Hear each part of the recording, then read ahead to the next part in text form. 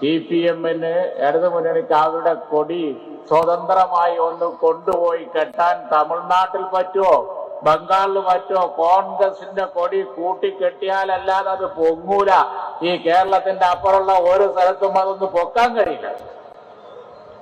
രാഹുൽ ഗാന്ധി വന്നപ്പോ കൊടിയില്ല എന്ന് പറഞ്ഞാൽ അത് ഒരു പക്ഷേ നിങ്ങളോടൊക്കെ കാണിക്കുന്ന ഒരു വലിയ സൗഹൃദമാണ്. കാരണം എന്താന്ന് വെച്ചാൽ നിങ്ങളോടൊക്കെ കാണിക്കുന്ന ഒരു ഇളവാണ്.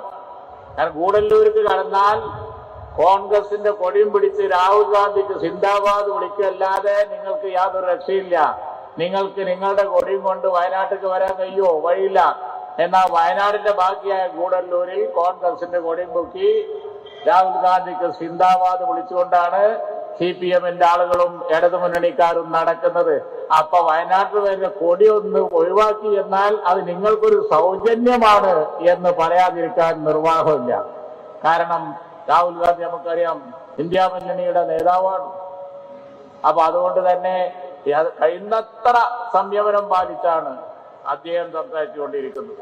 അതുകൊണ്ട് ഞങ്ങളെ കൊടിയും വടിയും മാത്രം നോക്കണ്ട, നിങ്ങളുടേതും സ്വതന്ത്രമായി ഈ രാജ്യത്ത് പിടിക്കാൻ നിങ്ങൾക്ക് കഴിയാത്ത സ്ഥിതിയുണ്ട്. ബംഗാളിൽ ചെന്നാൽ നമുക്കറിയാം കോൺഗ്രസിന്റെ സഹായം വേണം.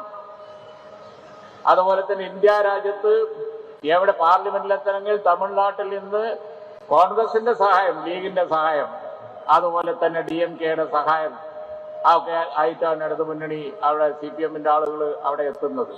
അപ്പൊ അതുകൊണ്ട് തന്നെ രാജ്യത്ത് BJP-യെ തടയാൻ വേണ്ടി ഏറ്റവും അധികം ശ്രമിക്കുന്ന രാഹുൽ ഗാന്ധിയെ പോലുള്ള ഒരു നേതാവ് മത്സരിക്കുന്ന വയനാട് മണ്ഡലത്തിലൊക്കെ വേണ്ടിയിരുന്നത് ഇത് രാഹുൽ ഗാന്ധിന്റെ മണ്ഡലമാണ്, ഞങ്ങളെ മണ്ഡലം എന്നുള്ളവർക്ക് അവർ ഒഴിവാക്കി കൊടുക്കുകയായിരുന്നു വേണ്ടിയിരുന്നത്. അതല്ലാതെ അവിടെ വന്ന് കുറ്റവും കുറവും നോക്കലല്ല.